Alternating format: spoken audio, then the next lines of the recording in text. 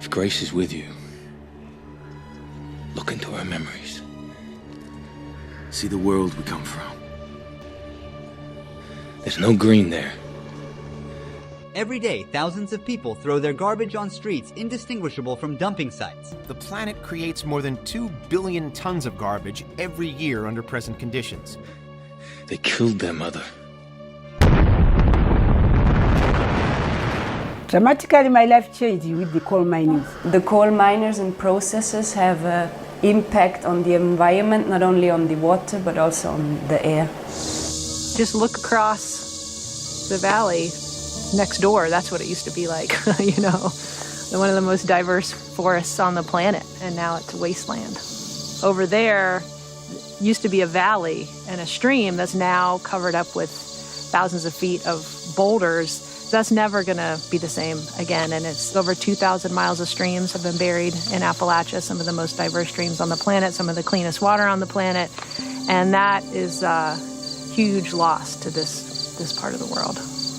When that rock material is pushed over the edge of the now flattened mountain, it ends up dissolving a lot of minerals into the water, things like iron, magnesium, calcium, and organisms can't tolerate that. So it kills organisms in the stream.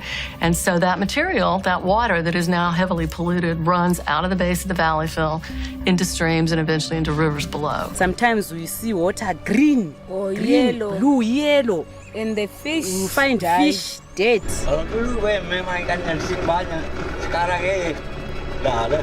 An indigenous Bajau fisherman used to be able to fish in front of his home. Yes, just right over there. But how can we do that with water like that? The water around his village is now harming marine life. This is not a lot of fish. In the past, we could get a lot of this sea cucumbers. One big bowl of this, but now it's just this. And here's what's driving the pollution: open-pit nickel mines. Local says when it rains, sediment is washed into the sea, burying coral reefs that sustain fish and other marine life. This footage was taken by a local conservationist, alarmed by the damage. I feel bad for the ecosystem, for the fishermen. What you are destroying is their future. Who wants to take responsibility for the miles and the miles of coral reef destruction? The onslaught of illegal mining has polluted our rivers with mercury, destroying our forest and livelihood. We cannot fish. We cannot drink water. We cannot bathe without getting sick. When miners uprooted the trees and excavated the fertile soil, all living organisms were harmed. It's neither suitable for agriculture nor construction, and Norans are suffering dire consequences of this problem. Nora's terrain is covered with pits, some as deep as 15 meters or 49 feet. No agricultural products can thrive in this barren land with its high level of acidity. People come to these harsh lands for only one reason: gold. About 50,000 people settled here among piles of trash, all dreaming of wealth. You should know the true cost of the gold. Each ring containing 8 grams of gold generates approximately 20 tons of waste during production. At the top of the mountain, an acid mine lake was formed because of the rocks which are extracted with gold. These rocks, high in iron sulfate, undergo oxidation when they come into contact with water and air, resulting in this deep red color. People living by the stream grow their crops and raise their animals with water contaminated by mercury and cyanide. They polluted our rivers with mercury and poisoned the fish we eat. Now our youngsters feel they depend on gold to survive. They also store the mining waste in these huge earthen dams, and they're holding back billions of gallons of toxic sludge that's leaking into the drinking water. Everybody's wells pretty much is contaminated. There's a guy that we tend to help out every now and again. He is blind from the water. He could take his water, turn his water on, put it in a clear water bottle, put his hand over it, sit it for a few seconds, even put a cap on it, take the cap off, and take a lighter and light it, and water will burn. He can light the water on fire. Over the years, he's noticed his tap water tasted like iron. He couldn't enjoy a glass of water, and a shower would burn his skin. Kita takut. Jadi kita tidak mau di situ. Villagers on this island are fed up. Our results have shown that the water in Deka River downstream of the inlet of this mining effluent channel can really not be recommended for human consumption. Air dari perusahaan. Sebelum masuknya perusahaan ini, kami punya air bagus, jernih, enggak kabur. Jadi makanya kita selalu melawan. They're not gonna give up their home. They're not gonna make a deal. You want a fair deal? You're on the wrong planet. Strong prey on the weak. It's just the way things are. Nobody does a damn thing. Although one of the poorest countries on Earth, DRC is rich in minerals.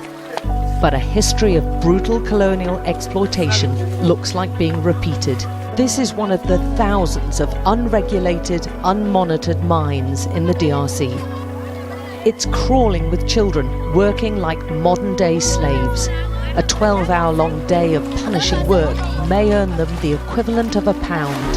This is what helpless looks like.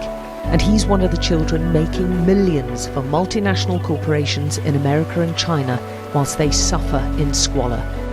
An army of children are at the heart of the mining production.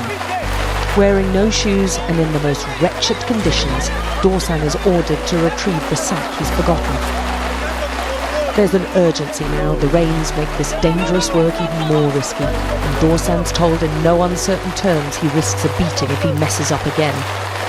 Dorsan, with Richard beside him, have worked all day. They're 8 and 11 years old. Even this punishing work doesn't guarantee enough for food. Dorsan hasn't eaten for 2 days now. For this, they'll get maybe 8 British pence a day.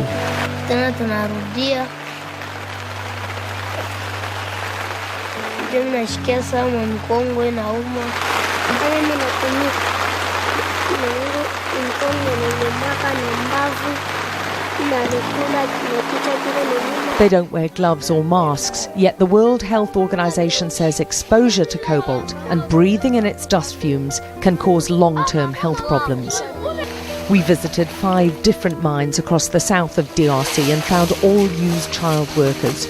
Monica's the youngest worker in this group at just 4. But even those barely able to walk have lost their childhoods to mining. They have no protective masks or protective equipment at all. And right at the bottom, I can see water. It's his village's water which Makumba's convinced has caused his health problems.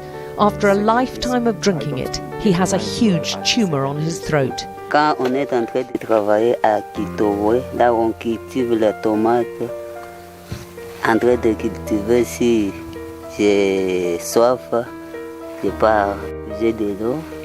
There are countless reports of other health problems from those living nearby and working on the mines. Infection, ndio tunaona huko. Kasi mama anatumika makariere sana, tazama mtoto na infection shulungula, mwingine kuna bima buton, mwingine ndio tunaona to makozi linatoka mama mimba nenda makariere. Bo shiba namke ni mama yangu kunetupeleka kukwesa mama yangu kunetupeleka tuninda kutumika. The people who live there will tell you that they can smell the acid at night. Who's responsible for this ecological disaster? The Komodo Copper Company, first and foremost. If we can't get a handle on the pollution, we're going to have a huge problem soon. There won't be any life left in the rivers. Even now, most of the rivers in the former province of Katanga are contaminated. And not just here, but in Kivu, practically everywhere they've mined natural resources. If we don't watch out, this country is going to have an ecological and toxicological scandal. À la fois écologique et toxicologique.